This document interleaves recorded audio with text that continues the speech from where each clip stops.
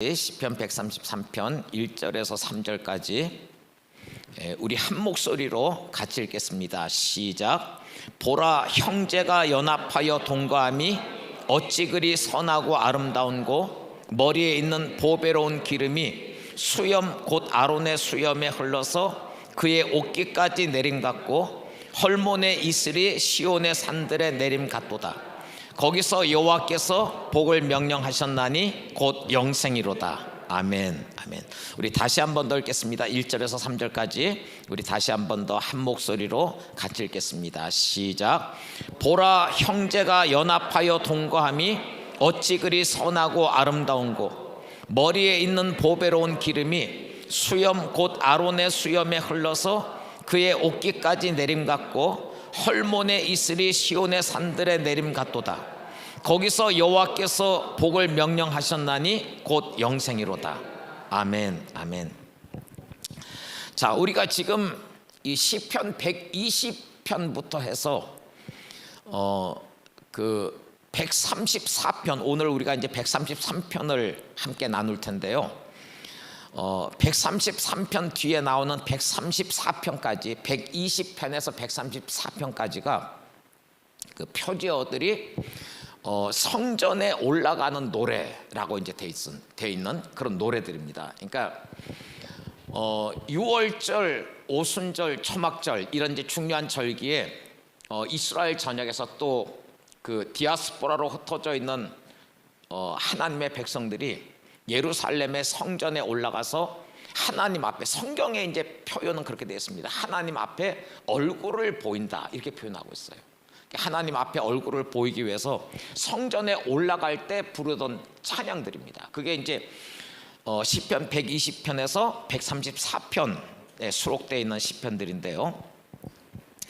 그 중에 이제 오늘 133편에 보면 성경에서 이 연합이라고 하는 단어, 그러니까 연합을 조금 풀어서 표현을 하면 이제 하나됨이죠. 이 연합, 하나됨, 이것을 이제 가리키는 히브리어가 에하드라고 하는 단어인데, 성경에서 이 연합, 하나됨에 대해서 우리에게 계시하고 있는 몇 가지 구절들이 있는데요. 그 구절들 가운데서 아주 귀한 구절이에요. 뭐 예를 들면 이 연합에 관해서 이 시대 하나님께 주시는 놀라운 계시가 이제 담겨 있는 구절들이, 예를 들면 말라기서 4장 5절 6절. 보라, 여호와의 크고 두려운 날이 이르기 전에 내가 선지자 엘리야를 너에게 보내리니 그가 아비들의 마음을 그들의 자녀에게로 돌이키게 할 것이요, 자녀들의 마음을 그들의 아비에게로 돌이키게 하리라. 그리고 돌이키지 아니하면 내가 와서 그 땅을 저주로 칠까 두려워함이로다, 이렇게 말씀하고 있어요. 여러분들, 이 아비 세대와 자녀 세대가 하나 되지 않으면, 자녀 세대가 아비 세대를 공경함으로 아비 세대의 유업을 받아서 자녀 세대가 일어나지 않으면, 여러분들, 그 땅은 저주 가운데 놓입니다. 뭐 물질적으로 아무리 풍요하고 문화적으로 앞서 있어도 이 아비 세대와 아비 세대의 유업이 자녀 세대에게 부어지지 않으면, 그래서 자녀 세대가 공경함으로 그 아비 세대의 유업을 가지고 일어서지 않으면 그 땅은 저주 아래 놓여요. 지금 우리 사회의 그 혼란하고 복잡하고 어두운 이런 모습들이 이러한 이 세대의 모습을 우리 가운데 보여주고 있는 단면이라고 저는 생각합니다. 또 한 가지는 연합에 관한 무엇보다도 소중한 계시는 요한복음 17장 20절 이하에 기록되어 있는 예수님의 마지막 기도죠. 예수님께서 마지막 6월절 만찬을 잡수시고 그 현장에 있는 제자들 가운데서 이제 드리신 기도인데, 요한복음 17장의 앞부분에 보면 예수님께서 십자가를 앞에 두시고 자기 자신을 위해서 먼저 기도하셨어요. 그리고 이제 두 번째 파트로 가면 그 마지막 6월절 만찬 자리에 예수님과 함께하는 그 제자들, 사도들을 위해서 기도하세요. 그리고 요한복음 17장 20절의 마지막 부분에 가면 그 사도들을 통해서 오고 오는 시대에 복음을 믿게 돼서 하나님 안에 있게 될 우리 모든 그리스도인들을 위해서 예수님께서 기도하셨어요. 근데 그 기도가 이제 이렇게 시작되죠. 아버지요, 아버지께서 내 안에, 내가 아버지 안에 있는 것처럼 저들도 다 하나가 되어 우리 안에 있게 하사 아버지께서 나를 보내신 것을 세상이 믿게 해 주옵소서라고 기도하십니다. 예수님께서 이 땅에서 드리신 모든 기도가 응답이 됐습니다만, 이 요한복음 17장 20절 이하에 나와 있는 이 예수님의 마지막 기도는 아직까지 응답받지 못하고 있는 유일한 기도예요. 그래서 이 시대에 이 하나님의 백성들이, 교회가, 또 영적인 지도자들이 이 에하드, 연합을 이루는 것이 너무너무 중요한 것입니다.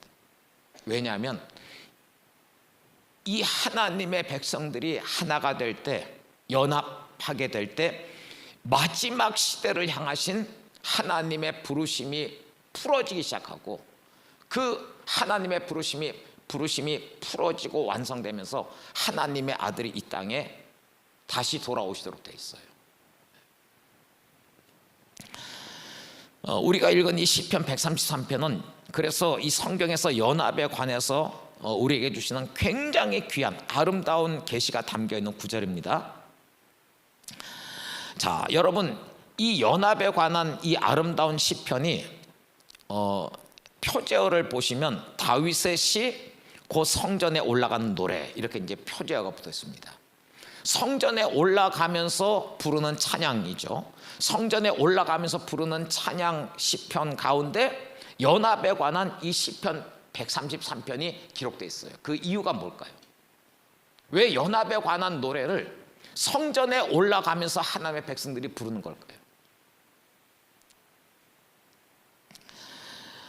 연합에 관한 이 노래가 성전에 올라가는 노래 중에 하나로 수록되어 있는 두 가지 이유가 있는데요.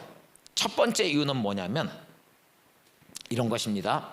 우리가 하나님의 백성들이 하나 되지 않고서는, 다시 말해서 우리가 시기하고 질투하고 분열된 상태에서 하나님께 드리는 예배는 하나님께서 그 예배를 연락하기 힘들기 때문이에요.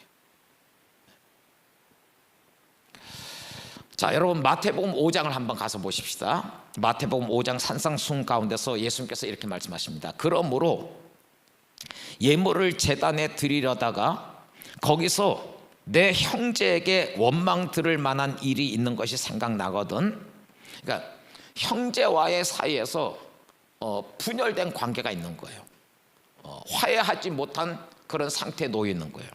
그러므로 예물을 제단에 드리려다가 거기서 내 형제에게 원망 들을 만한 일이 있는 것이 생각나거든. 자, 예수님께서 어떻게 권면하십니까?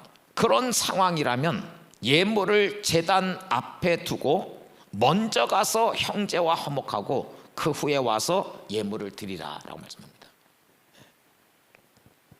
여러분, 우리가 하나님 앞에 예배할 때 하나 되지 않고서는 그 예배를 하나님께서 연락하시기가 어렵습니다. 그래서 우리가 성전에 올라가면서 하나님을 향해서 하나님의 얼굴을 구하면서 하나님 앞에 얼굴을 보이기 위해서 성전에 올라가면서 하나님의 백성들이 하나가 되어야 되는 것이에요.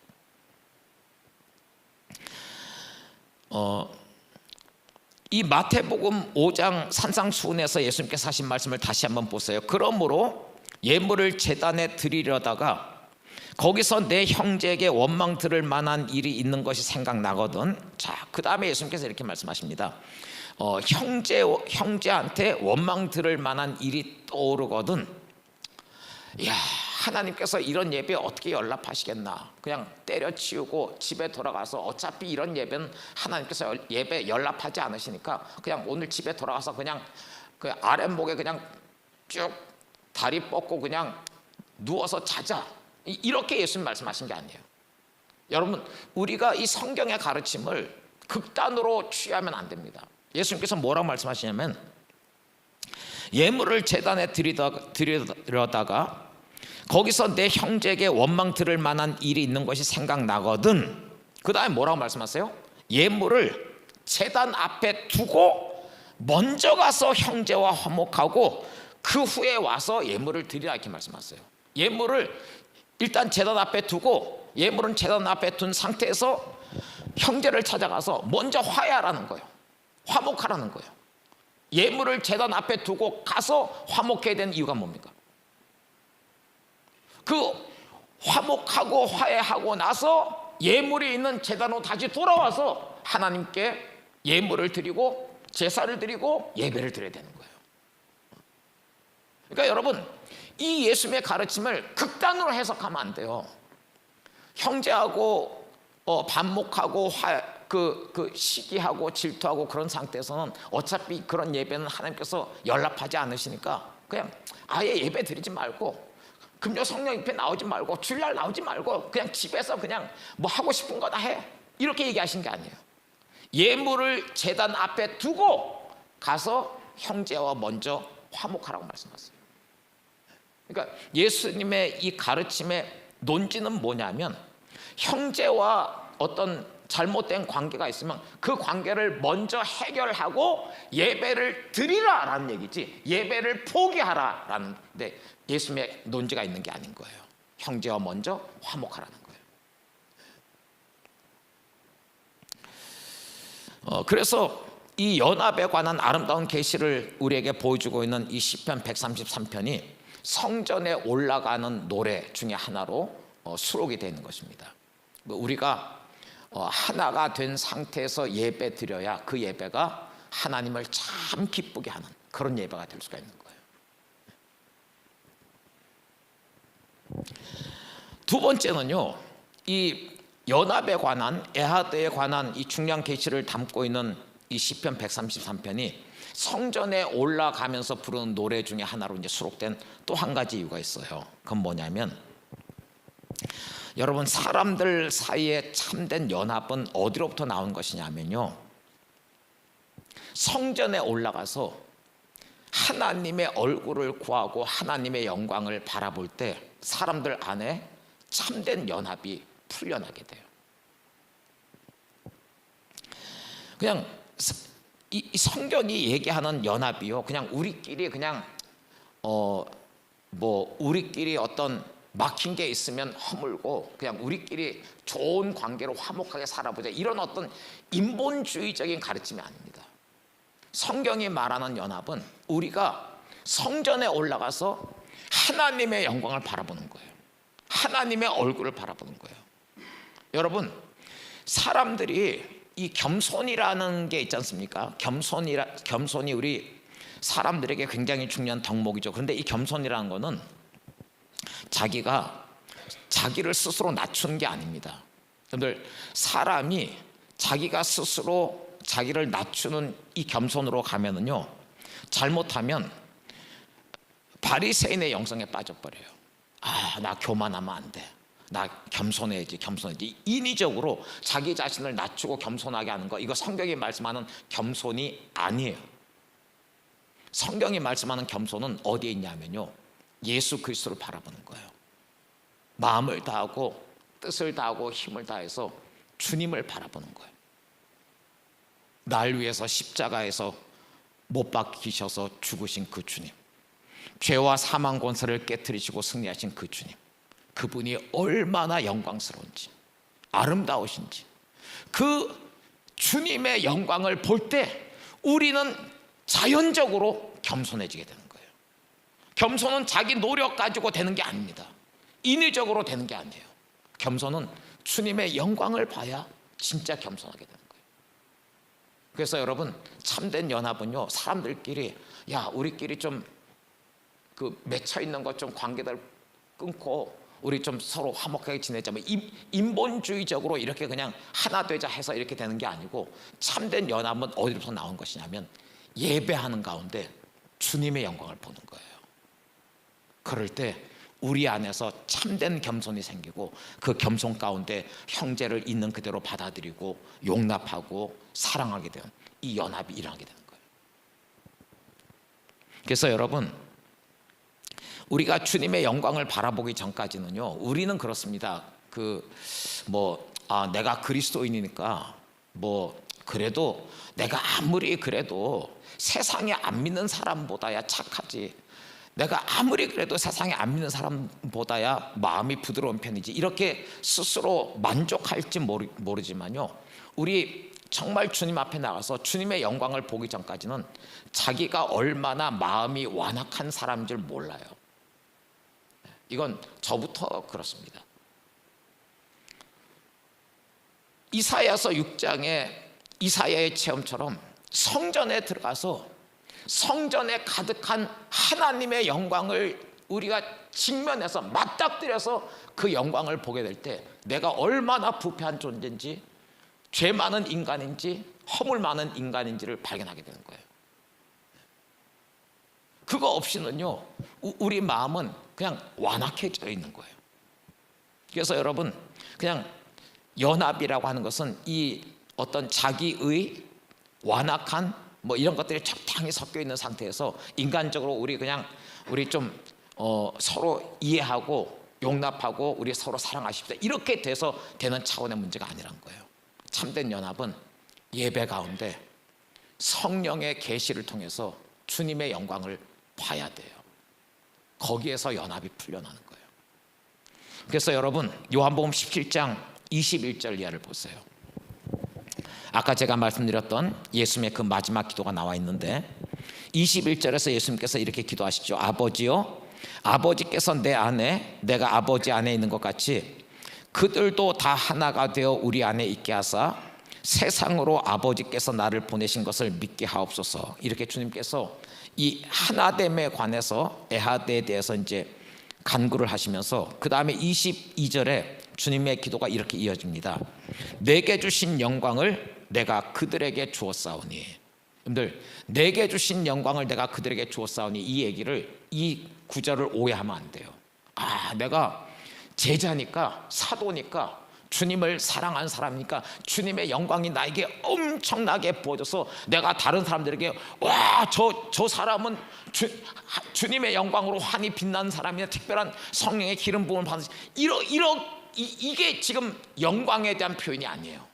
예수님께서 간구하시는 내게 주신 영광을 내가 그들에게 주었사오니, 이 얘기는 뭐냐면 하나님의 아들의 영광을 보는 눈을 주님께서 우리들에게 열어주셨다는 거예요. 여러분들, 요한복음 1장 앞부분에 보면 사도 요한이 그렇게 고백하는 것 기억하시죠? 우리가 그 영광을 보매 아버지의 독생자의 영광이요 은혜와 진리가 충만하더라 되어 있어요. 그 영광을 보는 눈을 주님께서 우리에게 열어주셨다는 거예요. 왜요? 우리가 주님의 영광을 봐야만 우리가 우리의 허물을 알게 되고 우리의 부족함을 알게 되고, 그래서 서로를 향해서 받아들이고 용납하고, 이렇게 해서 참된 용서와 화해와 하나됨이 일어나는 거예요. 예수님 이렇게 기도하세요. 내게 주신 영광을 내가 그들에게 주었사오니 이는 우리가 하나가 된 것 같이 그들도 하나가 되게 하려 함이니이다. 여러분, 이 시대의 한국교회 참 안타깝습니다. 뉴스를 볼 때마다 마음이 아파요. 하나님께서 20세기 후반 21세기에 참 이 나라 이 민족을 너무너무 사랑하셨어요. 여러분들 한번 생각해 보세요. 어떤 한 개인의 삶에서 내가 한 20, 30년 전에는 지질이 가난하고 못 살고 또 사람들로부터 인정받지 못하고 그렇게 살다가 지금은 내가 경제적으로도 여유가 생기고 높은 자리에 올라갔고 사람들로부터 존경을 받는 그런 자리에 올라갔다. 그게 어떤 한 사람의 삶에서 그런 일이 생겼다고 할 때 그게 얼마나 놀라운 감격이겠어요. 더 나아가서 어떤 가정 전체가 몇십 년 전에는 이 사회 속에서 지질이 못 사는 집안, 콩가루 집안, 문제 많은 집안, 손가락질 받던 집안이었는데 몇십 년 만에 하나님께서 우리 가정을 축복하셔서 우리 가정의 모든 문제가 해결되고 모든 사람들이 부러워할 만한 그런 모범적인 집안이 됐다. 남편과 아내가 깊이 서로 사랑하고 존경하고 자녀들이 부모를 공경하고 부모가 자녀들을 사랑하고 하나님의 말씀과 훈계가 그 집안의 기둥이 되어서 그 집안이 든든하게 세워져 있고 모든 사람들이 부러워하는 그런 집안이었다. 하나님께서 몇십 년 만에 우리 집안을, 우리 가정을 이렇게 변화시키셨다라는 일이 있으면 우리가 얼마나 그게 감격스럽습니까? 근데 여러분, 이게 하나님께서 불과 한 4, 50년 만에, 이거는 한 개인의 문제가 아니고 한 가정의 문제가 아니고 한 사회의 문제가 아니고 하나님께서 짧은 4, 50년 기간에 이 대한민국 수천 년 동안 어둠과 우상과 온갖 죄악 가운데 쪄들어 있던, 세상의 구태 가운데 죽어가고 있던 이 민족을 하나님 살리셔서 이 나라를 경제적으로 선진국에 들어가게 하시고 영적으로 엄청난 나라로 세우시고 수많은 선교사들을 파송하고 문화가 한류 컨텐츠를 가지고 전 세계를 강타하고 있는 엄청난 나라를 만드셨어요. 이 기가 막힌 이 20세기 후반 21세기 전 세계 모든 나라를 뒤져봐도 대한민국 한민족같이 몇십 년 만에 이렇게 급격하게 변화돼서 축복을 누리고 있는 나라, 민족 전혀 없어요. 근데 지금 이 나라가 갑자기 대통령이라고 하는 사람이 비상계엄 발표해가지고 뭐 그 사람의 어떤 이 시대를 바라보는 관점이 어떤지 모르겠어요.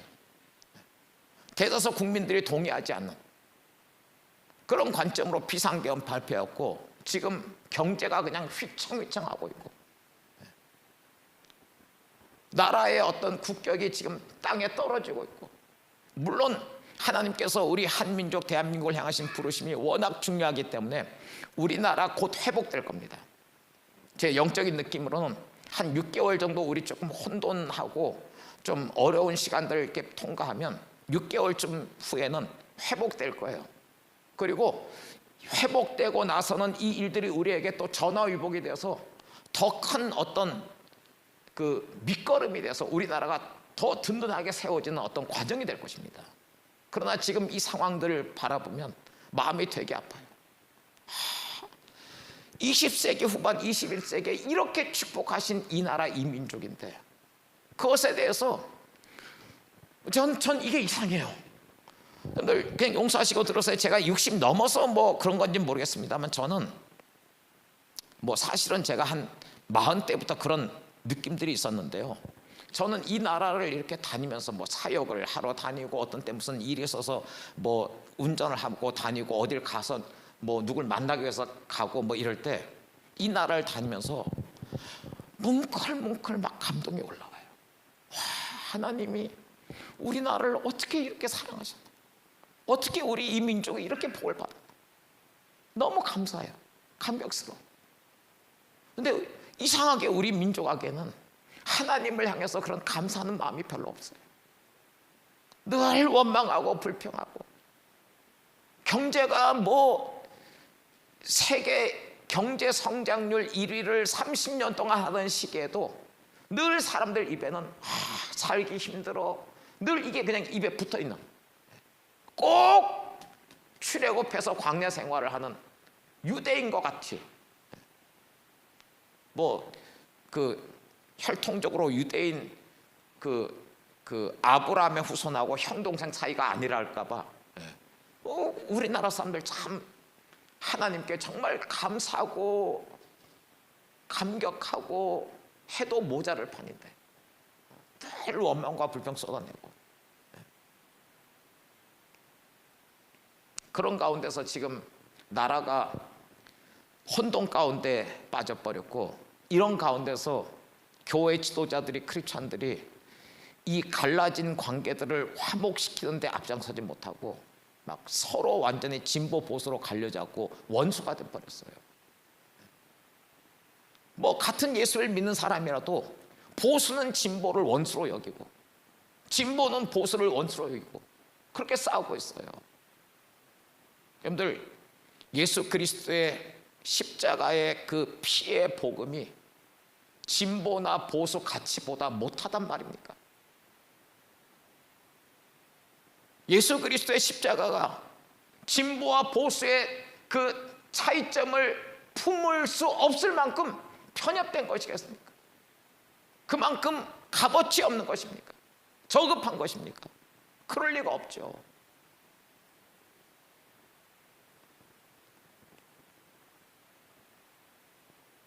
여러분, 특별히 한국 교회는 분열이 참 심각한 교회죠. 제가 아는 미국 목사님 그런 얘기를 했습니다. 전 세계 교회들 가운데 연합하지 않고 계속 분열하면서도 성장하는 교회는 한국 교회밖에 없다. 근데 이 교회가 주님의 마지막 기도에 응답해가지고 하나가 되기 시작할 때 이 땅의 교회가 어떤 역사가 일어날까요? 여러분들, 사실은 기독교가 하나 되지 못하는 것, 교단들이 하나 되지 못하는 것, 교회들이 하나 되지 못하는 것은요, 사실은 책임이 여러분 같은 일반 그리스도인에게 있는 게 아니고 저희 같은 목사들에게 있어요. 목사들만 하나 되면 교인들은 얼마든지 하나 될 것 같습니다. 목사들끼리 서로 시기 질투하고 자리 가지고 싸우고 이러느라고 연합되지 못하는 거예요. 근데 여러분, 왜 이렇게 목사님들이 서로 하나 되지 못할까요? 겉으로는 뭐 하나 되자 이런 얘기하죠. 연합이라고 하는 것이 성경의 가치고 예수님께서 기도하셨던 내용이기 때문에 연합 자체에 대해서 반대하는 사람은 아무도 없는데요, 실제로 연합하려고 하면 잘 안 돼요. 그 이유가 뭘까요? 한마디로 말하면 우리 같은 목사들이 아직 주님의 영광을 보지 못했기 때문인 거예요. 이사야와 같은 성전에 올라가서 계시적으로 주님의 영광을 바라보는 그런 체험이 없기 때문인 거예요. 그러니까 자기 사역이 중요하고 자기 자리가 중요하고 자기 명예가 중요한 거예요. 주님의 영광을 우리가 희미하게라도 조금이라도 보게 되면 그 주님께서 영광 받으시는 그 하나됨을 위해서 자기 자신을 포기하고 버리고 자기 생명까지 필요한 부분에서 내어드린다고 하는 것이 이게 얼마나 놀라운 것인지 오히려 감격하게 돼요.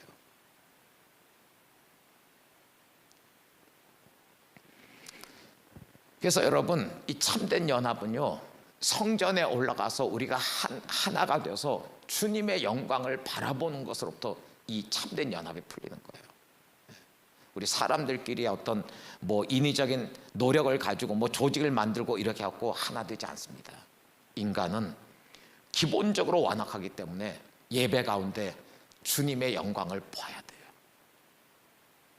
그냥 지식이 아니고 말이 아니고 신학이 아니고 정말 이사야처럼 사도 요한처럼 그 반모섬에서 주님의 영광을 목격하고 그 앞에 쓰러져서 죽은 것처럼 되었던 그런 주님의 영광을 목격하는 경험이 우리 안에 있어야 우리 가운데서 참된 연합이 풀어지도록 되어 있습니다.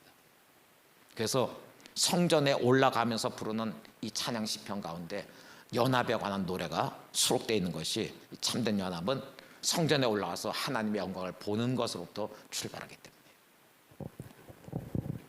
자, 여러분 1절을 한번 보십시다.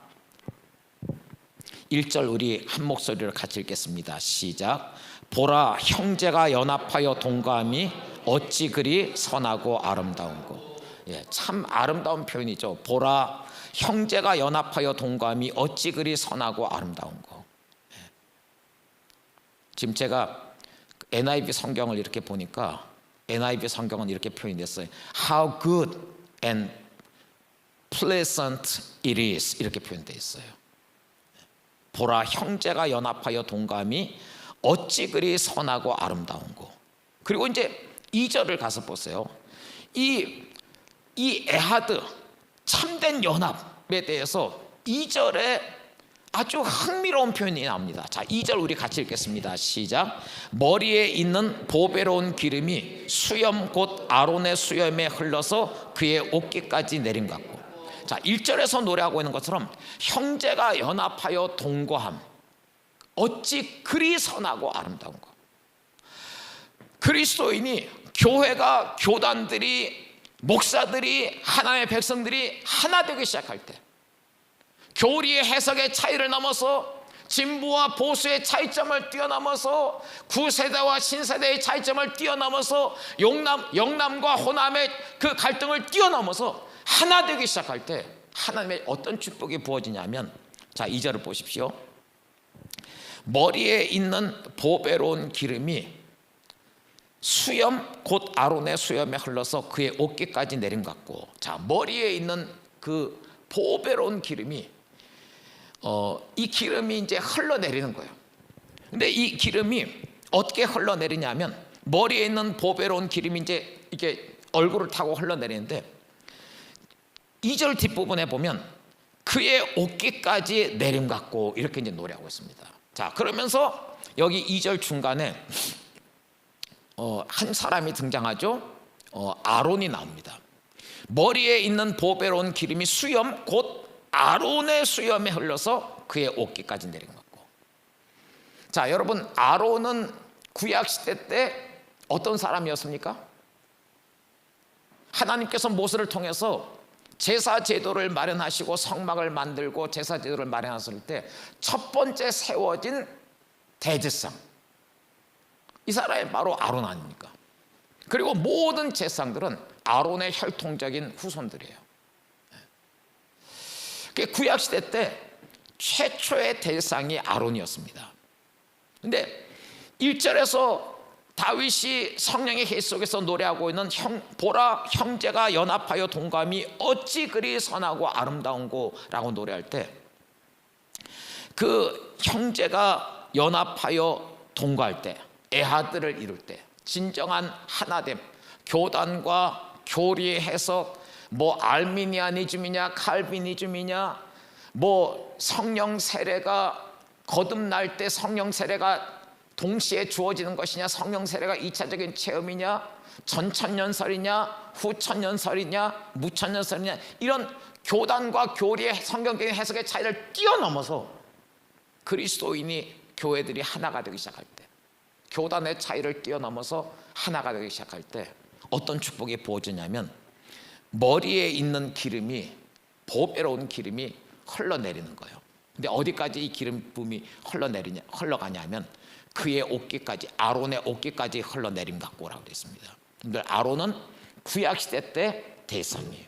첫 번째 제사장이고 모든 제사장 가문이 아론의 자손들입니다.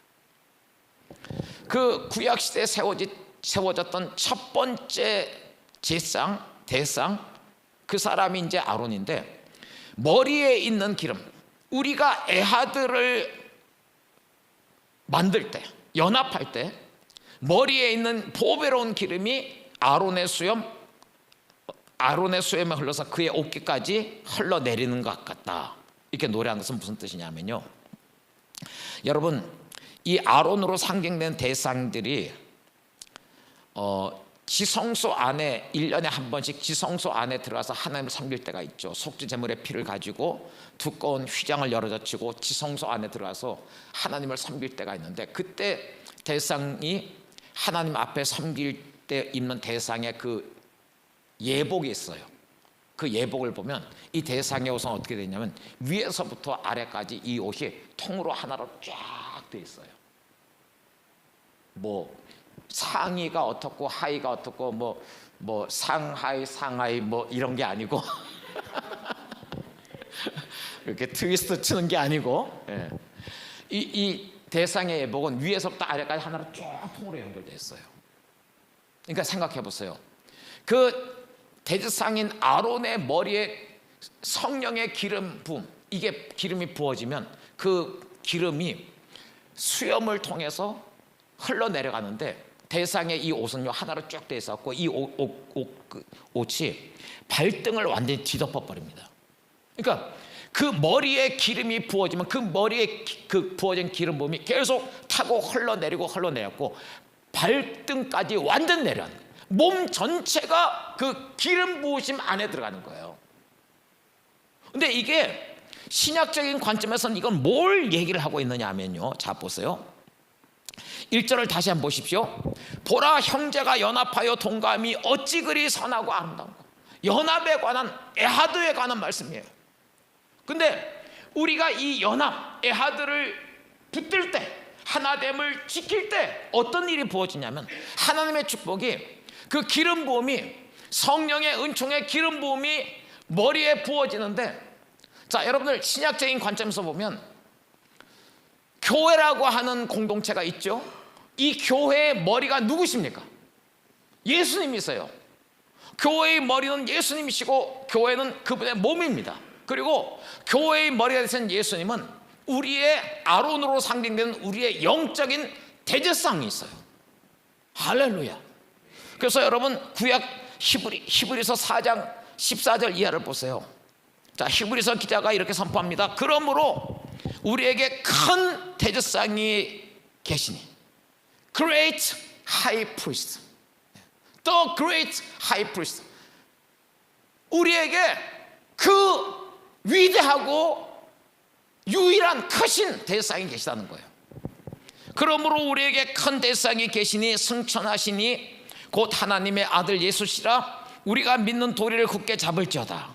그리고 15절에 우리에게 있는 대제사장은 우리의 연약함을 동정하지 못하실 이가 아니요 모든 일에 우리와 똑같이 시험을 받으신 이로다 죄는 없으시니라. 16절 그러므로 우리는 긍휼하심을 받고 때를 따라 돕는 은혜를 얻기 위하여 은혜의 보좌, 은혜의 보좌는 지성소 안에 있는 그 지성소 안에 그 자리를 성경은 속죄소라고 표현하기도 하고 다른 말로 시은좌라고 표현하기도 합니다. 시은좌라는 것은 은혜를 베푸는 자리예요.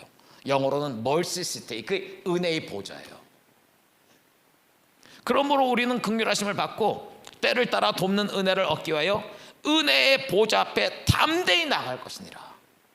자, 여러분, 여기 시편 133편의 2절에서 머리에 있는 보배로운 기름이 수염 곧 아론의 수염에 흘러서 그의 어깨까지 내린 것 같고 라고 다윗이 아주 아름다운 모습으로 예표적으로 노래하고 있는 이 장면에서 머리에 있는 기름은 교회의 머리 대신 예수 그리스도에게 부어진 기름 부음이에요.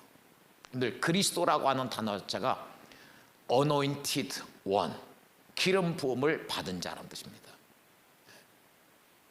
그분이 교회의 머리인 거예요. 그래서 우리가 교회로 연합해서 하나가 돼 있으면 머리에 부어지신 그 하나님의 기름 부음이 예수 그리스도를 통해서 우리에게 이제 흘러내려오는 것이죠. 우리 머리 대신 예수 그리스도에게 부어진 그 기름 부음이 몸에 아론이 입고 있는 대상의 예복은 위에서부터 아래까지 발등을 완전히 덮는 옷입니다. 그래서 그 머리에 기름이 부어지면 그 기름 부음이 옷을 타고 이 발바까지 제일 밑바닥까지 완전히 흘러가 버린 거예요. 이것이 교회가 연합할 때 누려지는 은총이에요.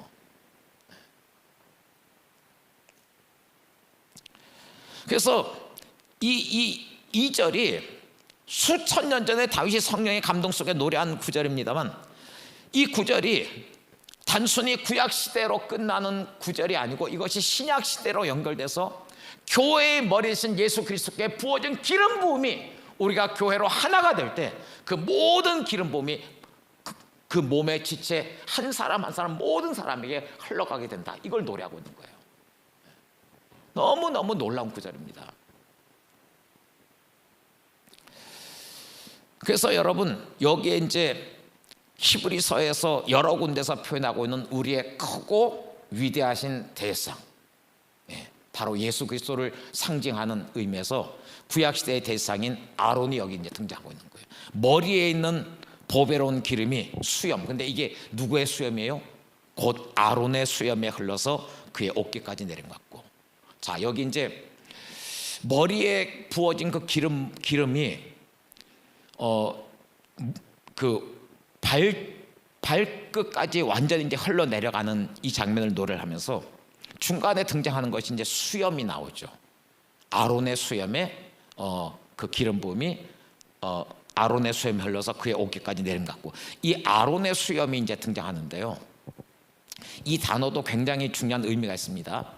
이 수염이라고 하는 히브리어가 히브리어로 이 수염이란 단어가 자칸이란 단어예요. 자칸이란 단어인데 수염으로 번역한 이 히브리어 자칸이란 단어에 어근이 있어요.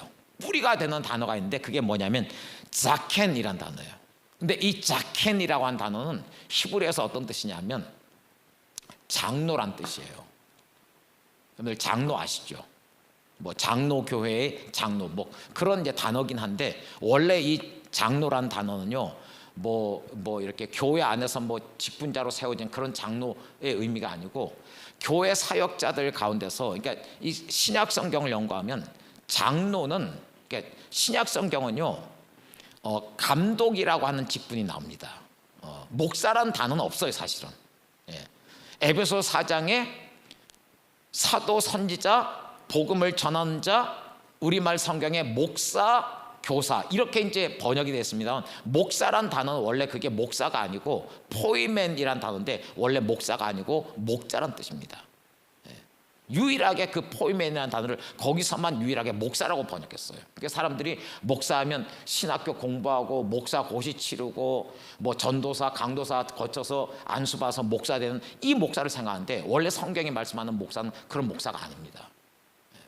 그러니까 성경에 보면 오늘날의 이 목사에 해당되는 사람들에게 붙여지는 호칭이 있는데 그 직임인데 그건 뭐냐면 감독이에요.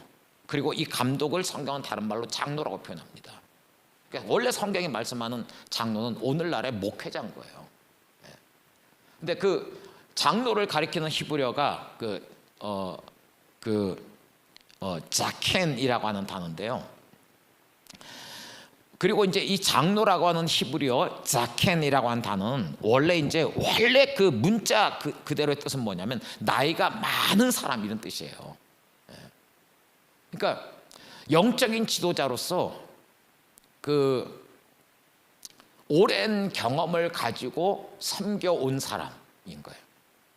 그러니까 여러분 돌아가신 예수원의 대천덕 신부님이 노년에 어떤 분의 편지 질문에 대해서 답을 하면서 노년에 대천덕 신부님이 그렇게 답하셨습니다. 나도 장로 중에 하나로서 이렇게 권합니다. 이런 얘기를 쓰셨어요. 그러니까 성경에서 말하는 장로는 오늘날 이제 목회자를 가리키는 것이고 그 목회자가 수십 년 동안 신실하게 사역을 해서 이제 많은 나이가 먹고 많은 사람들부터 존경을 받는 위치가 될 때 그 사람을 성경은 장로라고 부른 거예요. 그리고 이제 이 나이 많은 장로를 가리키는 이 자켄이라고 하는 단어에서 자칸 수염이라고 하는 단어가 이제 나온 거예요. 그러니까 수염은 나이가 이제 많다고 하는 것을 이제 상징하는 것이죠. 자, 여러분들 여기서 우리가 이제 좀 주목해야 될 부분이 뭐냐면요. 머리에 부어진 여기서 얘기하는 이 머리는 교회의 머리 대신 예수 그리스도. 그리스도란 단어가 the anointed one이에요. 기름 부음을 받은 자라는 뜻입니다. 그 기름 부음을 받은 자인 그리스도에게 부어진 그 기름 부음, 그분은 교회의 머리세요. 그래서 우리가 연합을 이루어서 그 몸 안에 하나가 되었을 때 그 기름 부음이 몸에 있는 모든 지체들에게 다 흘러가는 거예요. 흘러가는데 그 흘러가는 과정에 뭐가 언급이 되어 있냐면 아론의 수염이 딱 등장하는 거예요. 그리고 수염이란 단어의 원래 뜻이 그 자켄, 장로란 뜻이에요. 그러니까 이 무슨 얘기냐면요, 이 머리에 있는 그 교회 머리에 신 예수 그리스도께 부어진 이 기름 부음이 모든 지체들에게 흘러간 데서 그 중간 통로 역할을 하는 것이 뭐냐면 교회의 영적인 권위자들이에요. 장로들이에요. 모든 하나님의 은총은요 영적인 권위를 통해서 권위자들을 통해서 흘러가도록 돼 있어요. 그래서 여러분 아무리 내가 개인적으로 뭐 하나님 앞에서 열심히 기도하고 뭐 은사가 많고 뭐 이래도 권위를 존중하지 않으면, 그리고 그 권위 아래 겸손함으로 위치해 있지 않으면요 머리 대신 예수 그리스도의 기름 부음이 나에게 온전히 부어지기 힘들어요. 자, 베드로전서 5장 5절 한번 보세요. 베드로전서 5장 5절 베드로가 이렇게 권면하고 있어요. 베드로 전서와 베드로 후서를 보면 베드로가 이 베드로 전서 후서를 쓸 당시에 베드로가 나이가 많은 장로였던 위치에서 베드로가 이 권면을 하고 있어요. 장로 중 하나 된 자로서 하면서 베드로가 자기를 얘기하고 있어요. 그 장로의 위치에서 베드로가 권면하는데 이렇게 얘기합니다. 젊은 자들아, 이와 같이 장로들에게 순종하고 다 서로 겸손으로 허리를 동이라. 그리고 이렇게 얘기합니다. 하나님은 교만한 자를 대적하시되 겸손한 자들에게는 은혜를 주시느니라. 하나님께서 교회 안에 세우신 이 자켄, 이 장로들, 영적인 권위자들에게 겸손함으로 순종하게 될 때 머리에 있는 그 예수 그리스도의 기름 부음이 사람들에게 부어지게 되는 거예요. 히브리서 13장 한번 볼까요? 히브리서 13장 17절 보세요. 자, 히브리서 기자가 이렇게 고면합니다. 너희를 인도하는 자들에게 순종하고 복종하라. 너희를 인도하는 자들이 누굽니까? 교회에서 말씀을 가르치는 장로들이에요. 자켄이에요. 영적인 권위자들이에요. 너희를 인도하는 자들에게 순종하고 복종하라. 그들은 너희 영혼을 위하여 경성하기를 자기들이 청산할 자인 것 같이 하느니라. 여러분들, 예를 들어서 제가 손성무란 사람이 20살 때 예수님 만나고 사역자로 부르심 받았을 때부터 처음 그 교회를 개척해서 지금까지 이 교회를 목회하고 있고 죽을 때까지 이 교회 목회하다가 주님 앞에 이제 간다고 하십시다. 주님 앞에 서가지고 내 평생의 사역에 대해서 주님 앞에서 이제 결산을 할 거예요. 근데 이 결산의 열매가 누굽니까? 처음 그 교회인 거죠. 그걸 지금 히브리서 기자가 얘기하는 거예요. 그들은 너희 영혼을 위하여 경성하기를 자기들이 청산할 자인 것 같이, 어떤 성경에는 자기들이 회개할 자인 것 같이 하느니라. 그래서 그렇게 고민합니다. 그 뒤에 그들로 하여금 즐거움으로 이것을 하게 하고 근심으로 하게 하지 말라. 그렇지 않으면 너에게 유익이 없느니라. 여러분들, 목회자가 교인들로 인해서 어떤 근심하는 상태가 되면요, 손해는 누가 보냐면 교인이 손해를 봅니다. 제가 잘 아는 지금부터 꽤 오래전에 은퇴하신 목사님이 계세요. 근데 이분이 지방의 이제 한 도시에서 부임해서 가서 교회를 크게 성장시킨 분이에요. 한 5,000명 정도 이제 교인이 모이는 교회로 성장을 시킨 분인데, 제가 이제 그 전부터 그 전도사 때부터 이제 이분을 알아왔던 분이니까 한번 이제 그분 교회를 놀러 갔습니다. 놀러 갔는데 그 큰 교회 왜 그 수천 명 교회 당회장실 있잖아요. 거기 이제 딱 들어갔어요. 가서 그 목사님하고 이제 교제를 하다가 이렇게 둘러보니까 벽에 벽 한 군데를 이렇게 뚫어가지고요, 거기에 이만한 공간 벽을 뚫어가지고 거기다가 그 장난감 레미콘 자동차, 여러분들 아세요? 예. 그 이렇게 레미콘 자동차 아시죠? 그 이렇게 뒤에 그런 큰 드럼이 있어갖고 거기 이제 자갈 집어넣고 시멘트 집어넣고 막 이렇게 하고 이제 그 콘크리트를 만들어내는, 그 장난감 레미콘 장난감 자동차가 그 5,000명 교회 담임 목사 당회장실 벽 한 칸을 뚫고 그 장난감 레미콘 자동차가 거기 있는 거예요. 그리고 이제 유리 안에 이제 그 장난감 자동차가 거기 있는 거예요. 그 제가 이 목사님하고 교제하다가, 목사님 이게 여기 어울리지 않게 이게 왜 여기 장난감 자동차가 여기 있습니까? 하니까 이분이 이제 스토리를 얘기하는 거예요. 장로님이 이제 24분 있는 교회인데요, 당회를 이제 한번 이제 하게 됐는데, 이 목사님 뭔가 이렇게 안건을 냈어요. 안건을 냈는데 이 안건에 대해서 장로님 24사람이 두 패로 갈린 거예요. 담임 목사님의 안건에 찬성한 사람, 반대한 사람, 이게 두 패로 갈린 거예요. 그래서 이제 당회에서 막 이렇게 저렇게 막 설전이 오가고 이제 그러는 가운데, 이제 거의 끝무렵에, 당회 끝무렵에 이 담임 목사님의 의견에 이제 반대하는 반대파 장로님 한 분이 뭐 이렇게 얘기를 하다가 이 담임 목사님한테 턱 쏘아붙였어요. 아, 목사님 뭐 대단하신 줄 아십니까? 뭐 목사님 뭐 우리랑 똑같은 사람이죠. 뭐 한마디 탁 쏘아붙인 거예요. 그 이제 이 목사님이 그냥 그 얘기 듣고 빙그레 웃으면서 그렇죠 장로님, 저도 다 부족한 사람입니다 하고 이제 그냥 받아 넘기고 당회를 이제 마무리했어요. 그 이게 이분이 이제 이 목사님이 그렇게 이제 이렇게 받아 넘겼는데 당회 마치고 나니까 이게 속이 쓰린 거예요. 아, 어떻게 장로님이 나한테 그런 얘기를 하실 수가 있나? 이게 이제 막 되새기고 하다 보니까 이제 이게 아픔이 돼갖고 그때부터 이제 이 담임 목사님이 웃음을 잃어버린 거예요. 이분이 원래 유머 감각도 있고요, 설교 때 되게 웃기는 얘기도 하고 막 그런 분이신데 웃음을 잃어버린 거예요.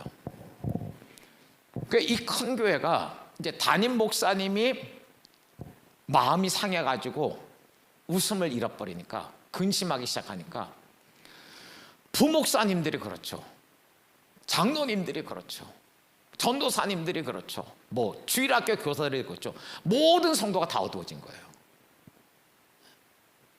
그런 가운데 한 장로님이 이제 공무원이신 장로님인데 이분이 한 번은 이제 퇴근하고 집으로 가는 길에 이렇게 거리를 걸었는데 길에 리어카에서 이게 그 장난감을 팔고 있는 거예요. 이분이 이제 지나가다가 그 리어카에 보니까 이 장난감 레미콘 자동차가 있는 거예요. 뭔가 그걸 딱 보는 순간에 이분이 이제 감동이 들어갔고, 이분 뭐 거의 뭐 은퇴하실 그 공무원에서 은퇴하실 그 당시 나이인데 이분이 그 장난감 파는 사람한테 돈 주고 이제 장난감을 산 거예요. 레미콘 자동차 그 장난감을 사고 이만한 건데 사가지고 까만 비닐봉지에 담아가지고 이걸 가지고 이제 교회로 온 거예요.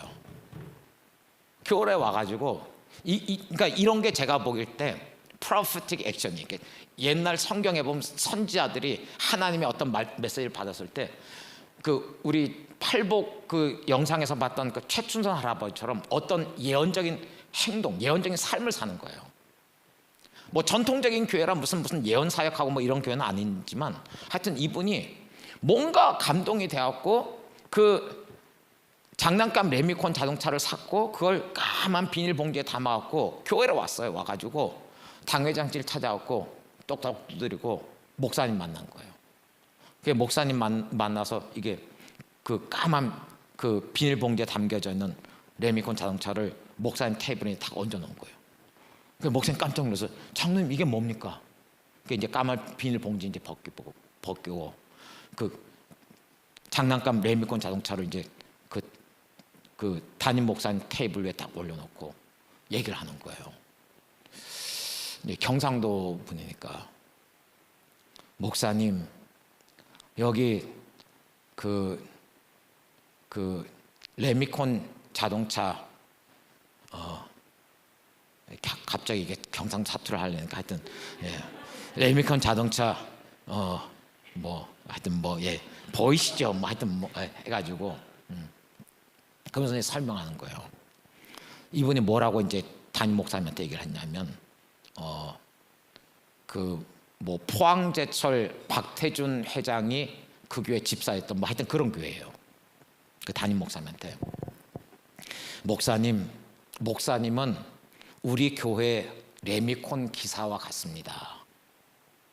그 이제 레미콘 기사가 앞에 운전대에 앉아갖고 작동을 하면 뒤에 이제 그 트럭 뒤에 이제 그 드럼이 이렇게 돌아가죠. 그 트럭에 이제 드럼이 돌아가는데 그러면서 이분이 설명한 거예요. 여기에 이 드럼 안에 모래도 들어가야 되고 자갈도 들어가야 되고 시멘트도 들어가야 되는데 아무리 그게 다 들어가도 이 기사가 이 레미콘에 있는 이 드럼통을 돌리지 않으면 이게 섞여가지고 콘크리트가 돼서 나오지 못합니다.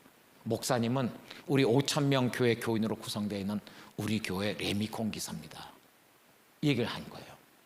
그리고 갑자기 이분이 막 그런 성격이 아니에요. 제가 한번 그 교회 부흥회 가서 그분 잠깐 만나보니까 막 그런 성격이 아닌데 이분이 무슨 생각으로 뭐 했는지 모르겠는데 목사님 저하고 한번 이 레미콘 좀 잡아 보이소 하고 목사님 손을 붙잡고 그 레미콘 장난감 자동차 뒤에 이렇게 뒤에 드럼통을 이렇게 수동으로 돌리도록 큰 철사가 이렇게 구부러진 철사가 달려 있었는데 담임 목사님 손을 딱 잡고 그 철사를 잡고 같이 돌리기 시작한 거예요. 목사님은 5,000명 교회 교인 이 레미콘 돌리는 기사입니다. 목사님이 돌려주시지 않으면 교회는 하나 되지 못합니다. 같이 돌려보이시오. 그래서 손잡고 이제 돌리는데 이 담임 목사님이 눈에서 눈물이 뚝뚝 떨어지게. 그러니까 이분이 그 교훈을 잊지 않으려고 당회장실 벽을 한 군데 파가지고 거기다가 이 장로님이 선물했던 장난감 레미콘 자동차를 거기 넣고 유리 안에다 두고 날마다 그거 보면서 목회를 하는 거예요.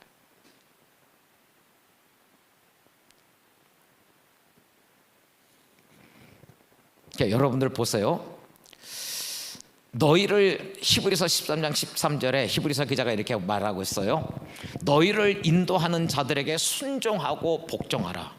그들은 너희 영혼을 위하여 경성하기를 자기들이 청산할 자인 것 같이, 자기들이 주님 앞에서 회개해야 되는 사람인 것처럼, 그 계산하는 그 회개입니다. 회개할 자인 것 같이 하느니라. 그들로 하여금 즐거움으로 이것을 하게 하고 근심으로 하게 하지 말라. 그렇지 않으면 너에게 유익이 없느니라. 여러분, 이게 어떤 무슨 피라밋 구조의 어떤 계급이기 때문에 목사에게, 연장자에게, 영적인 권위자에게 복종하라는 게 아니에요. 그리스도의 몸인데요, 이 그리스도의 몸에 부어지는, 머리로부터 부어지는 이 주님의 기름 부음은 교회의 그 아론의 수염이 가리키는 단어가 자켄, 장로를 상징하는 단어예요. 영적인 권위자들, 그들을 통해서 그 기름 부음이 몸 안의 모든 지체들에게 흘러가게 되는 거예요.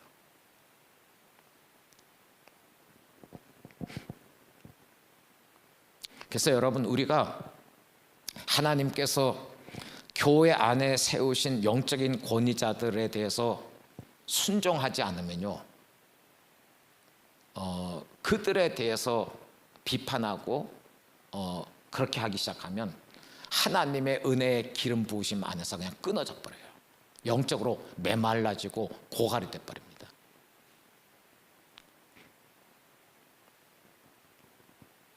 여러분, 이런 맥락에서 우리가 야고보서에 있는 한 구절을 이제 이해를 해야 되는데, 야고보서 5장을 한번 보십시다. 야고보서 5장 14절 15절입니다. 14절 제가 읽겠습니다. 너희 중에 병든 자가 있느냐?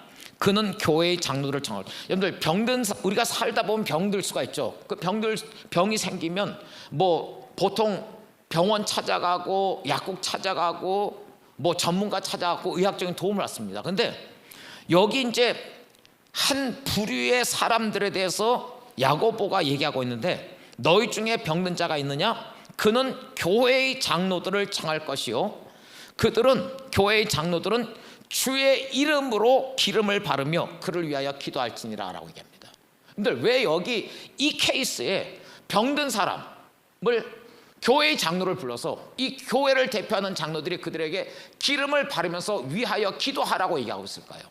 이때 생긴 질병은요, 그냥 어떤 의학적으로 문제가 있어갖고 자기가 건강을 잘 관리하지 못해서 생긴 질병이 아니고, 그리스도의 몸 안에서 겸손하게 있지 않아서 그 몸에서 이탈한다든지 권위에 그 항거한다든지 이렇게 해가지고 생긴 질병이 있을 수가 있어요. 그럴 때 이 그 질병을 치유하기 위해서는 교회를 대표하는 장로를 부르는 거예요. 그래서 그 교회를 대표하는 장로가 와서 어떻게 기도하라고 합니까? 그들은 주의 이름으로 기름을 바르며 그를 위하여 기도할지니라 라고 얘기합니다. 왜요? 이 사람의 이 질병의 원인은 권위에 불복종해서 그리스도의 몸으로부터 떨어져 나가서 생긴 질병이기 때문이에요. 이럴 때는 그것을 회개하는 의미로 교회를 대표하는 자켄, 장로를 불러가지고 장로가 그 사람의 회개를 받고 머리에 있는 기름 부음심 안에서 내가 끊어졌다고 하는 그 의미에서 그 기름 부음을 회복하기 위해서 다시 그의 머리에 이마에 기름을 바르면서 기도해 주라는 거예요. 자, 여러분 우리 예배팀 좀 앞으로 나와주시고요. 이제 마지막으로 3절 가서 보십시다. 2절에 머리에 있는 보배로운 기름이 수염 곧 아론의 수염에 흘러서 그의 어깨까지 내림받고. 자, 우리 3절 같이 읽겠습니다. 시작. 헐몬의 이슬이 시온의 산들에 내림갔도다. 거기서 여호와께서 복을 명령하셨나니 곧 영생이로다. 이스라엘 가서 보시면 그 헐몬산이 있습니다. 헐몬산이 어디냐면 이스라엘 제일 북쪽에 있는 산인데요, 레바논하고 국경에 붙어 있는 산이에요. 이 헐몬산의 높이가 백두산 높이보다 조금 더 높습니다. 그래서 헐몬산 꼭대기에는 사계절 내내 높지 않는 눈이 있어요. 꼭대기에 그 정도로 이제 그 2,000 뭐 거의 3,000m 가까이 되는 이제 이스라엘 전역에서 제일 높은 산이 헐몬산인데, 그 헐몬산에 이제 그 제일 꼭대기의 봉우리에는 사시사철 녹지 않는 만년설이 있고요. 자, 여기 이 3절에서 다윗이 뭐라고 노래하냐면, 우리가 연합해 있을 때, 그리스도의 몸 안에서 하나 되어 있을 때, 연합해 있을 때 부어지는 이 기름 부음, 은총, 축복이 어떤 것 같으냐. 다윗이 이렇게 노래하고 있어요. 헐몬의 이슬이 시온의 산들에 내림갔도다. 제가 몇 년 전에 그 헐몬산 방문해서 헐몬산 꼭대기도 올라가 봤고요, 기슭에도 가봤는데, 꼭대기에는 뭐 사시사철 녹지 않은 만년설이 덮여 있고요. 근데 그 헐몬산 기슭에 내려가서 제가 찍어놓은 사진도 있고 영상도 있어요. 뭐 오늘 좀 공개 보여드릴까 뭐 그런 생각도 했었는데, 하여튼 뭐 그냥 건너뛰겠습니다만, 그 기슭에 가보면 그 헐몬산에 이렇게 그 눈들이 이제 조금씩 녹을 거 아닙니까? 꼭대기는 녹지 않지만 하여튼 그 뭐 눈, 비, 그것이 이제 내려왔고, 또 여기 보면 이제 이슬이라고 돼 있죠. 헐몬의 이슬이 시온의 산들에 내림갔다. 이게 그 이슬 이런 것들이 헐몬산을 타고 내려옵니다. 내려왔고 기슭에 가보면요, 이것이 이제 강을 이루어요. 강을 이루었고 이스라엘 광야로 이게 흘러갑니다. 와, 그 모습을 제가 봤는데, 이게 그냥 무슨 잔잔한 무슨 시냇가가 흘러가는 게 아니에요. 물살이 엄청 막 급격합니다. 막 꽉꽉꽉 하면서 막 물이 막 흘러가는 거예요. 그 물들이 이스라엘 전역에 그 평야로 그 물들이 공급이 되는 거예요. 성경에서 이 이슬은 뭘 가리키냐면 성령의 그 기름 부으심을 상징하는 표현이 이슬이에요. 헐몬의 이슬이, 그러니까 우리가 그리스도의 몸 안에서 주님의 영광을 바라보면서 하나가 돼 있을 때, 거기에 성령의 특별한 기름이 부어지는 거예요. 교회의 머리 대신 예수 그리스도께 부어진 그 기름 부음이 몸 안에 있는 모든 죄들에게 흘러가는 그 풍성한 기름 부음이 부어지게 되는 거예요. 헐몬의 이슬이 시온의 산들에 내림갔도다. 거기서 여호와께서 복을 명령하셨나니 곧 영생이로다. 거기서 여호와께서 복을 여러분들, 하나님이 이곳에 이 사람들에게 복이 있을지어다 라고 선포하면 아무도 그것을 방해할 수가 없어요. 누구도 그것을 해방할 수 없고 사탄도 그것을 해방할 수 없습니다. 하나님께서 복을 명령하시는데 누가 그것을 방해할 수 있겠습니까? 여러분들, 그래서 우리가 교회가 하나가 돼 있으면, 저는 그런 경험들을 10년 이상 연합사역을 하면서 많이 경험했어요. 어게인 107 운동을 통해서도, 274 얼라이언스를 통해서도, 우리가 연약할지라도 부족할지라도 어떤 사람들의 어떤 포지션이나 조직이나 뭐 이런 거, 뭐 무슨 누가 총회장이냐 상임 대회장이냐 총무냐 무슨 이런 거 다 내려놓고 그냥 머리 대신 그리스도, 그분 이름 앞에 겸손히 하나가 되어서 주님을 바라보고 있을 때 거기에는 특별한 은혜가 있어요. 수많은 경험들이 있습니다. 되게 희한해요.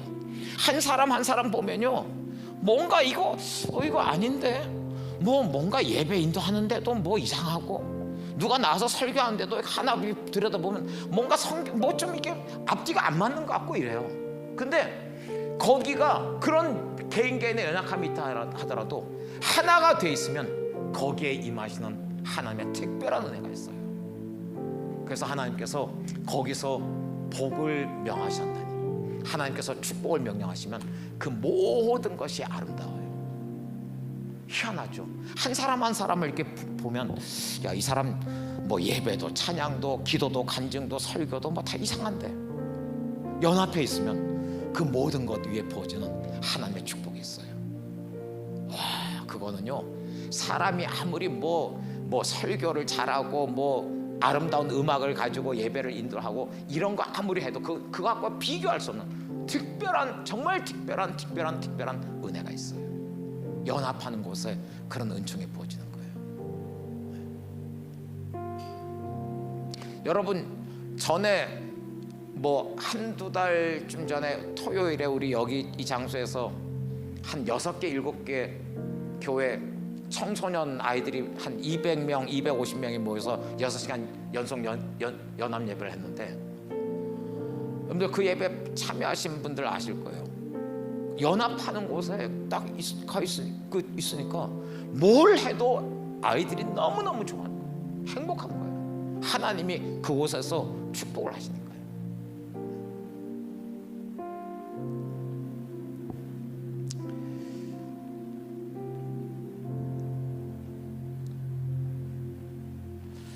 제가 아까 중간에 말씀을 드렸습니다만, 지금 우리 한국은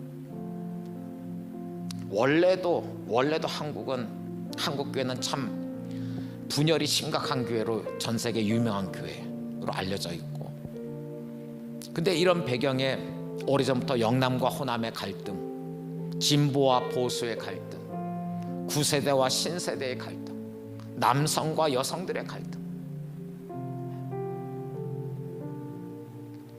이게 우리 한국 사회예요. 근데 이런 중요한 시기에, 그러니까 왜 하나님께서 이 시대에 20세기 후반부터 갑자기 전 세계에 남아있는 유일한 분단 국가인데 이 남한, 대한민국을 이렇게 축복하셨는가? 그리고 이 축복은 남한으로 절대로 끝나지 않습니다. 멀지 않아서 하나님께서 통일을 허락하실 거고요. 여러분들 보십시오.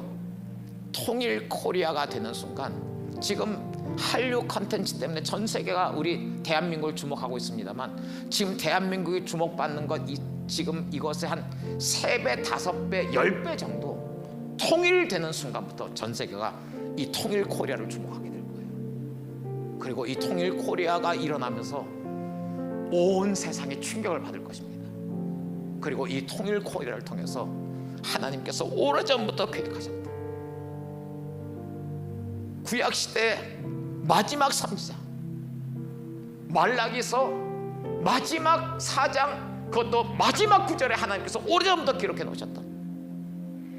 보라, 여호와의 크고 두려운 날이 이르기 전, 주님의 재림의 날이 이르기 전에 내가 선지자 엘리야를 너에게 보내리니 그가 아비들의 마음을 그들의 자녀에게로 돌이키게 할 것이고 자녀들의 마음을 그들의 아비에게로 돌이키게. 여러분들, 통일 코리아가 이 말라기서 4장 5절 6절, 자녀 세대가 아비 세대를 공경함으로 인해서 아비 세대의 축복과 유업을 받고 자녀 세대가 일어날 겁니다. 그래서 이 자녀 세대가 열방을 향해서 이 말라기서 4장 5절 말씀을 열방을 향해서 풀어내는 선두주자로 하나님께서 이 한민족을 부르신 거예요. 이게 한민족의 부르심이에요. 이 부르심이 마지막 시대에 너무너무 크고 중요한 것이기 때문에 사탄이 오래전부터 이 나라 민족 안에 서로를 향해서 경쟁하는 이 심리를 심어 놓아버린 거예요. 그래서 이상한 속담이 생겼잖아요. 사촌이 땅을 사면 배가 아프다. 근데 외국 사람들한테 이 속담을 한번 얘기해 보세요. 우리나라 속담에 사촌이 땅을 사면 배가 아프다는 속담이 있다. 외국 사람들 이해를 못합니다. 왜 사촌이 땅 사는데 배가 아프냐? 이 속담이 얘기하는 건 이런 거죠. 차라리 나하고 아무 상관없는 모르는 사람이 땅을 사면 괜찮은데, 나하고 가까운 사람, 내가 익숙하게 아는 사람이 땅 사면 배 아픈 거예요. 이 비틀어진 경쟁에서 그 컴페티션 스피릿, 경쟁의 영을 사탄이 심어놓은 거예요. 그리고 그 결과로 이 나라가 21세기에 들어선 지금까지도 전 세계 유일한 분단국가로 남아져 있는 거예요. 근데 하나님 이 나라를 사용하셔서 말라기서 4장 5절 6절을 풀어내시고 요한복음 17장 21절 이하의 예수님의 그 마지막 기도를 풀어낸 선두주자로 이 민족을 부르고 계신 거예요. 그러니까 여러분, 이 시대의 교회가 이 하나됨의 메시지를 외치고 이것을 위해서 기도하고 자기를 희생하는 것이 얼마나 중요한 것인지 모릅니다. 이건 정말 이 마지막 시대를 여는 가장 중요한 열쇠가 이 하나님의 백성들의 연합에 달려있는 거예요.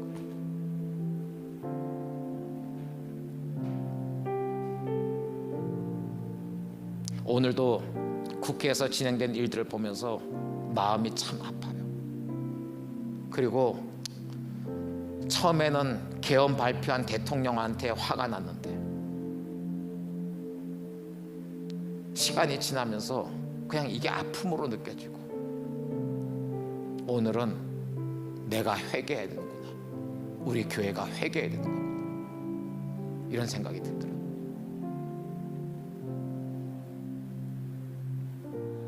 여러분, 이 땅에 국가적으로 민족적으로 이 에하드의 은혜가 부어지도록 우리 기도하십시다. 우리 함께 자리에서 일어나십시다. 우리 안의 사랑을, 우리 눈의 사랑을 함께 고백하십시다.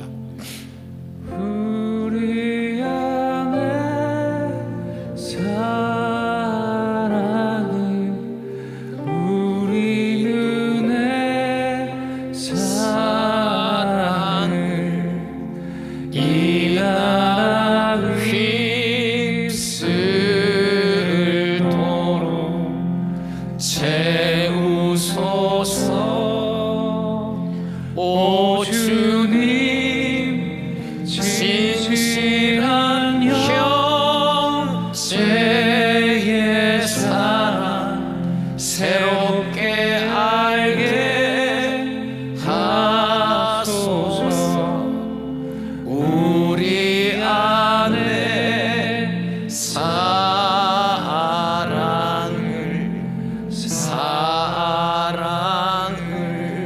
우리 함께 고백하십시다. 우리 안에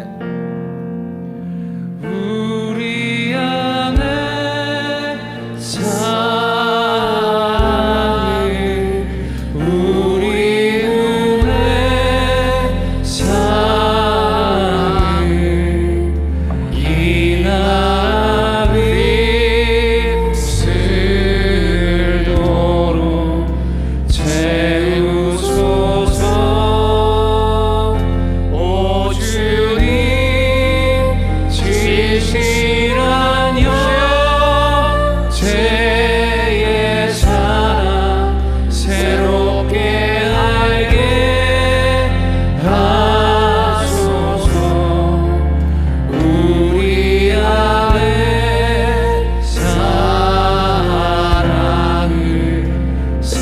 사랑을 기도하는 마음으로 한 번 더 고백하십시다.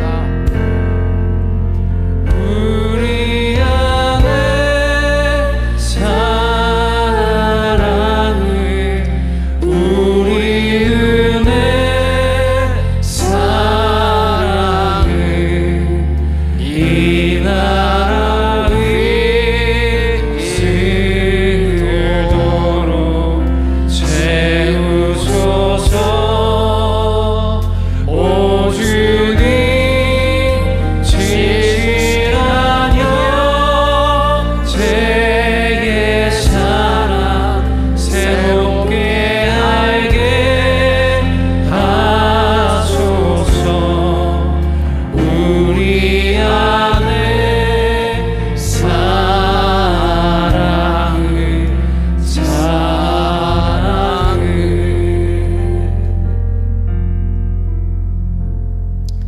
보라, 형제가 연합하여 동거함이 어찌 그리 선하고 아름다운고, 머리에 있는 보배로운 기름이 수염 곧 아론의 수염에 흘러서 그의 옷깃까지 내림같고, 헐몬에 있으리 시온의 산들의 내림 같도다.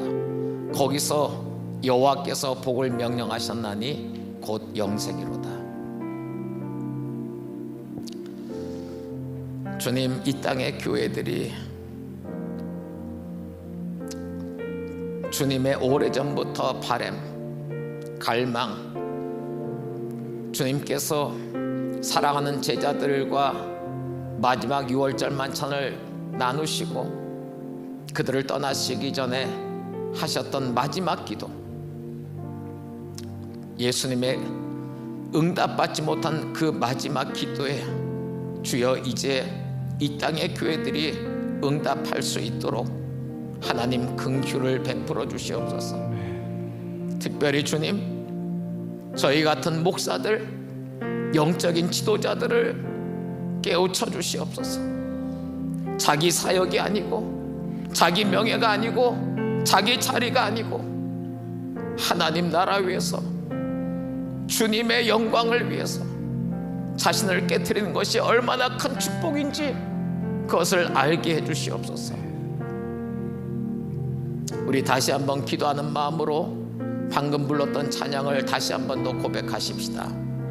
우리 안에 사랑을, 우리 눈에 사랑을,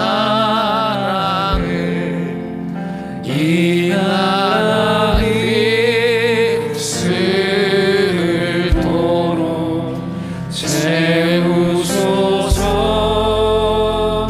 오 주님, 진실한 형제의 사랑 새롭게 알게 하소서.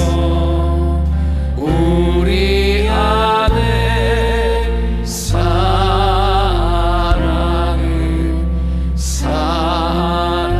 우리 안에 사랑을 한 번 더 고백하십시다. 우리 안에 사랑을, 우리 눈에 사랑을, 이 나라 일도록 채우소서.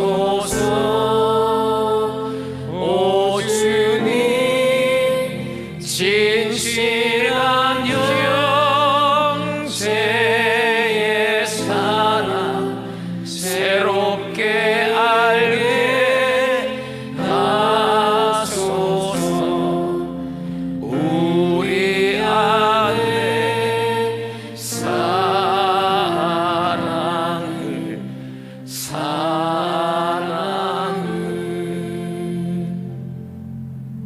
우리 함께 주여 삼창하고 주여, 주님의 마지막 기도가 응답받는 것이 너무나 크고 어려운 일인 것처럼 느껴진다 할지라도 우리 하나님께는 불가능이 없음을 믿습니다. 마지막 때 교회를 향해서 하나님께서 작정하신 일들이 반드시 이루어질 줄 믿습니다. 주여, 이 땅의 교회들이, 특별히 저 같은 영적인 지도자들이 자신의 이름, 자신의 포지션, 자신의 사역들, 그것 위에 있는 하나님 나라와 주님의 영광을 볼 수 있게 하여 주시옵소서. 그래서 주님의 영광 앞에서 자신들을 내려놓고 겸손하게 형제자매를 향해서 마음을 열고 받아들이고 섬길 수 있게 하여 주시옵소서. 주여, 이 땅의 영적인 지도자들이 그렇게 변화되게 하시고 우리 그리스도인들이 그러한 삶을 살게 하시고 우리 교회가 그런 공동체로 자라가도록 도와주시옵소서. 우리 주여 삼창하고 함께 통성으로 기도하십시다. 주여,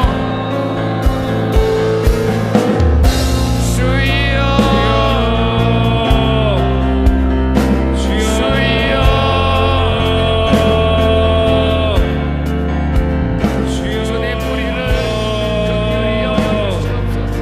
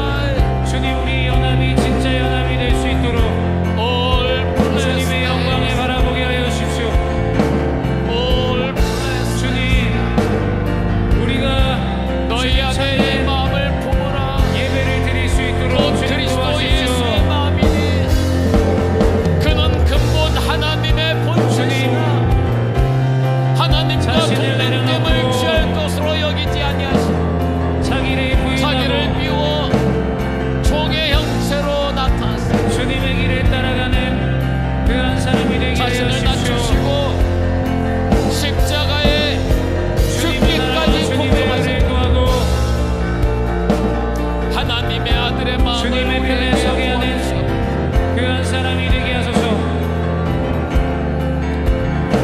오 세이를 주여 이 불쌍히 땅에 여기십시오. 목회자들, 선교사들, 주님 특별히 영적인 지도자들, 한국의 교단의 지도자들, 하나 되게 하여 주십시오. 신학대학의 교수님들, 주여 하나님 나라의 마음으로 주님 깨워주시옵소서. 안에서 하나 되게 대학의 하여 주십시오. 영으로 주여 우리 가운데 머리 대신 찾아와 그리스도께 한 사람 한 사람이 연합하여서 그리스도의 몸에 세워가게 하여 주십시오. 주님 또한 기도합니다. 아버지의 마음이 자녀들에게, 자녀들의 마음이 주님 아버지에게 향하게 하여 주십시오. 세대 간의 연합이 이 땅 가운데 온전하게 풀려지게 하소서.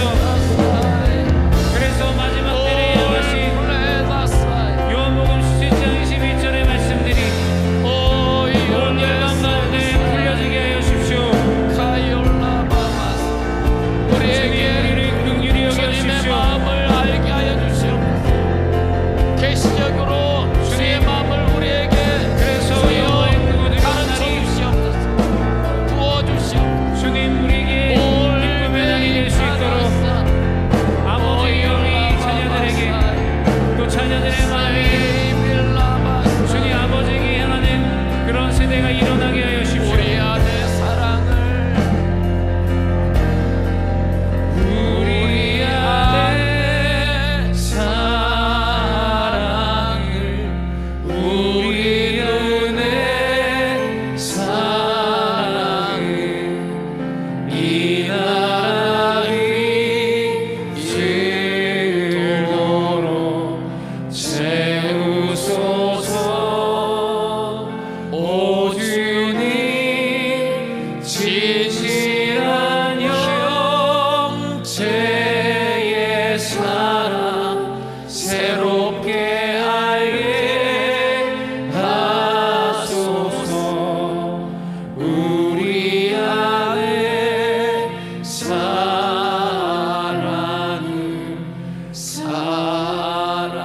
우리 다시 한 번 더 고백하십시다.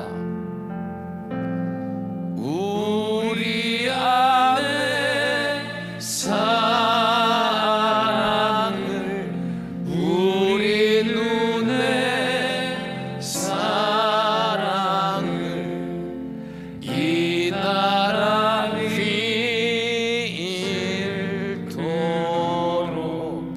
채우소서. 오 주님 진실한 형제의 사랑 새롭게 알게 하소서. 우리 안에 사랑을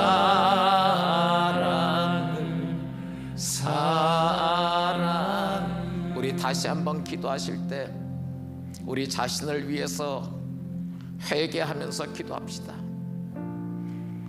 우리 안에 심겨져 있는 시기심, 질투심, 경쟁심, 이기심들, 그런 것들을 따라가고 그런 것들에 편승했던 나의 이 어리석은 자아의 모습들,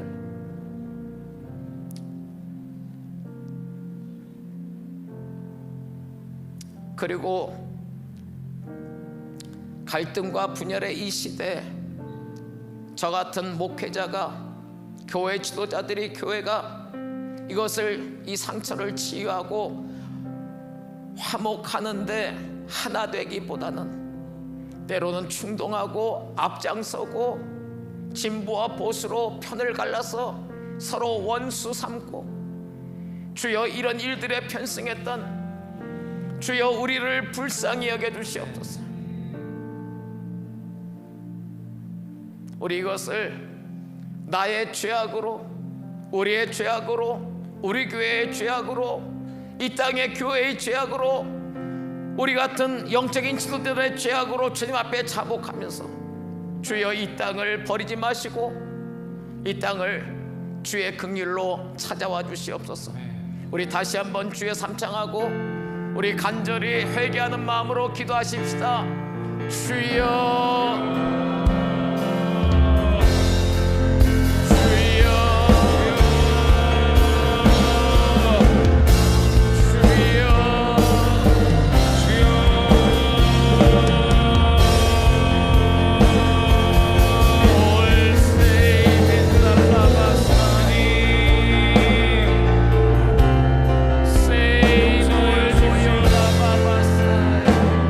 교회가 한가르게 있는 분들은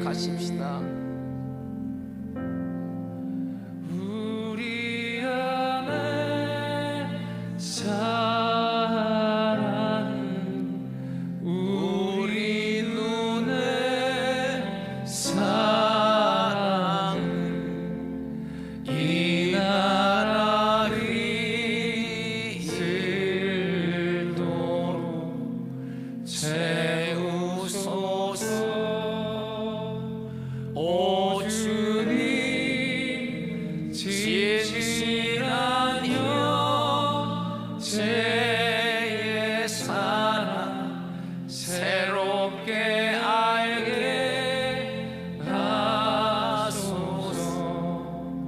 우리 안에 사랑